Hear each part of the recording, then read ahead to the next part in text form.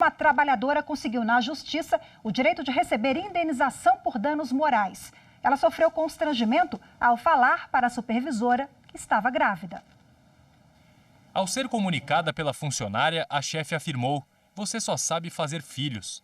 O comentário foi feito dentro de uma rede de supermercados no Paraná. Inconformada com a situação, a empregada buscou a justiça, alegando ter sofrido constrangimento. Em primeira instância, o pedido foi negado, mas agora o Tribunal Regional do Trabalho da 9ª Região entendeu que o comentário violou o princípio da dignidade humana. A 5ª turma acompanhou o argumento do relator de que a fala foi preconceituosa e depreciativa.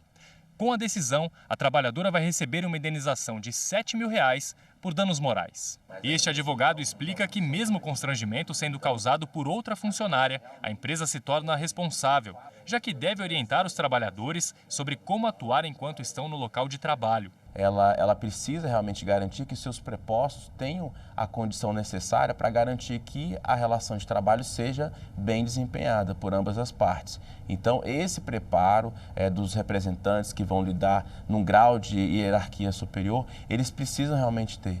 E essa preparação para cuidar, né, da diretriz, da distribuição de ordens para os empregados, e isso tudo tem que passar por um determinado treinamento, porque a empresa ela é responsável pelos atos dos seus prepostos.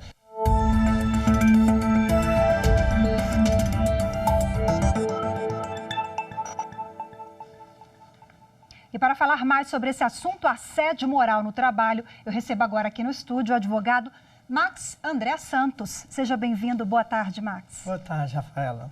Bom, nós vimos na reportagem vários casos de exemplos de assédio moral no trabalho, mas eles vão além, né, de situações vexatórias como essas, apelidos. Quais os outros exemplos, doutor Max? Infelizmente, Rafaela, é uma prática que ainda é corriqueira, né, nas empresas, enfim. E apesar que existem, a grande parte das questões é o assédio moral, né, e também há casos de assédio sexual, também há dispensas em caráter discriminatório, também que a gente pode pontuar. Também pode ocorrer a transferência deste empregado para determinada localidade como meio de coação, né, do empregador também, que a gente também pode pontuar em casos em que é caracterizado o dano moral, porque o dano moral nada mais é do que aquela violação, né, da vida privada daquela pessoa, da honra, da intimidade, da imagem do empregado. E precisa ser de forma reiterada?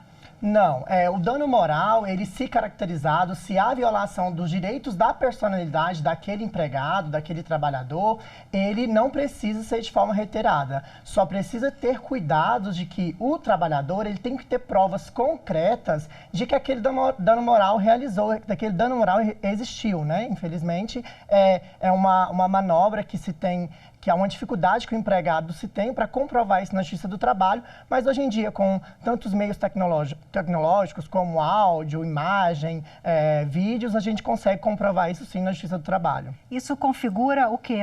Qual a penalidade a esse empregador? Por exemplo, a justa causa, a gente escuta muito justa causa com o trabalhador que comete algum ilícito na empresa. O contrário também pode ocorrer. Sim, com certeza. As hipóteses de justa causa do trabalhador estão no 482, mas também existem hipóteses de justa causa, como bem salientado pela Rafaela, de justa causa do empregador, né? Que é o 483 da CLT, né? E dentro das hipóteses de justa causa, com certeza, sem sombra de dúvida, é o assédio moral e o assédio sexual, né? Se comprovada essa justa causa pelo empregador, de ato praticado pelo empregador, ocasionamos o que a gente chama, né, a gente estudioso da matéria, de rescisão indireta do contrato de trabalho, onde, declarada a rescisão indireta do contrato de trabalho, este empregado, ele receberá suas verbas como se tivesse demitido sem justa causa perante a Justiça do Trabalho. Agora, o empregado, ele pode sofrer o dano moral, né, essas situações de constrangimento antes mesmo de ser contratado?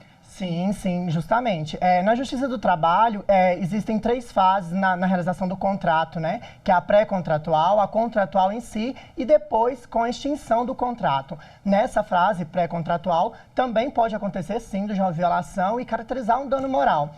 Pela prática que a gente tem como advogado, na maioria dos casos acontece durante o exame admissional dentro dessa empresa, ao constatar que determinado empregado possui alguma doença que até então era desconhecida transferida ao empregador. E o empregador acha que com aquela doença ele não teria aptidão física para exercer o seu trabalho naquela empresa. Então, com isso, pode caracterizar, sim, um dano moral a este empregado, né? Porque este empregado ele tem a expectativa de direito, a expectativa de ser contratado. Rapidinho, para a gente terminar, o dano moral também pode ser caracterizado por meio de assédio moral ou sexual entre colegas da empresa? Isso, justamente. Como bem salientado na matéria também, este dano moral ele pode ser caracterizado quando determinado empregado ele pratica um assédio moral, um assédio sexual com um colega da empresa. E neste caso, o representante da empresa, a empresa em si, ela deve aplicar uma advertência ou até mesmo uma justa causa daquele empregado que praticou o abuso, o dano moral, o assédio moral aí com esse colega. Doutor Max, excelente entrevista, obrigada pelas orientações. Boa tarde. Boa tarde, Rafaela. Eu que agradeço o convite e a disponibilidade por estar aqui com vocês.